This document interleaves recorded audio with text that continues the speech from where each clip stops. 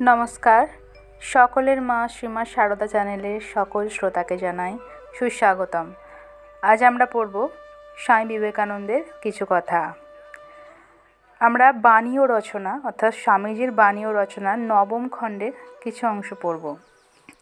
স্বামীজি বলতেন, দেশকাল পাত্র ভেদে মানসিক ভাব ও অনুভবের অনেক তারতম্য হয়, ধর্ম সম্বন্ধেও সেইরূপ। প্রত্যেক মানুষেরই আবার একটা না একটা বিষয়ে বেশি ঝোঁক দেখিতে পাওয়া যায়।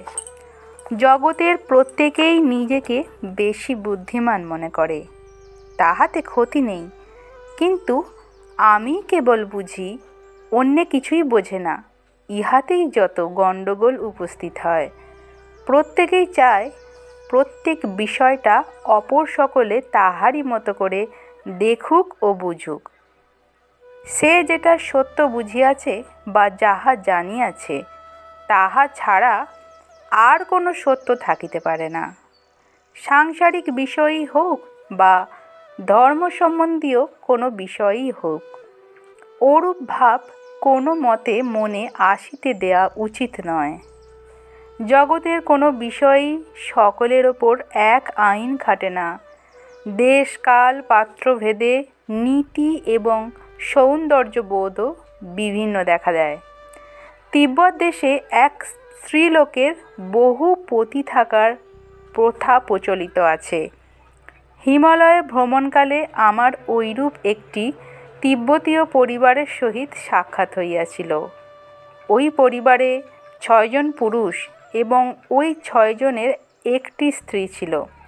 ক্রমে পরিচয়ের গাঢ়তা জমিলে আমি একদিন তাহাদের ওই কুপ্রথা সম্বন্ধে বলায় তাহারা বিরক্ত হইয়া বলিয়াছিল, তুমি সাধু সন্ন্যাসী হইয়া লোককে স্বার্থপরতা শেখাইতে চাহিতেছ?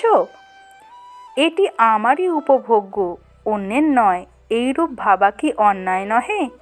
আমি তো শুনে অবাক। নাসিকা এবং পায়ের খর্বতা লইয়াই চীনের সৌন্দর্য বিচার, একথা সকলেরই জানা আছে। আহারাদি সম্বন্ধেও ঐরূপ। ইংরেজ আমাদের মতন সুবাসিত চাউলের অন্ন ভালোবাসে না। এক সময়ে কোনো এক স্থানে জজ সাহেবের অন্যত্র বদলি হওয়ায় তথাকার কতকগুলি উকিল মোক্তার তাহার সম্মানার্থ উত্তম সিধা পাঠাইয়াছিলেন। তাহার মধ্যে কয়েক সের সুবাসিত চাল ছিল।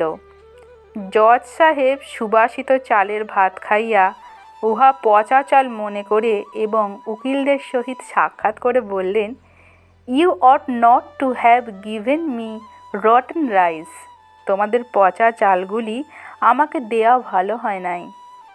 কোনো এক সময় ট্রেনে যাইতেছিলাম, সেই কামরায় 4-5টি সাহেব ছিল। কথা প্রসঙ্গে তামাকের বিষয় উঠলে আমি বললাম, সুবাসিত গুরুক তামাক জলপূর্ণ হুকায় ব্যবহার করাই তামাক সেবনের শ্রেষ্ঠ উপভোগ। আমার নিকট খুব ভালো তামাক ছিল, তাহাদের দেখাইলাম। তাহারা আঘ্রাণ লইয়াই বলিলেন, এ তো অতি দুর্গন্ধ, ইহাকে তুমি সুগন্ধ বলো? এই রূপে গন্ধ, আস্বাদ, সৌন্দর্য প্রভৃতি সকল বিষয়েই সমাজ দেশ কালভেদে ভিন্ন ভিন্ন মত। নমস্কার।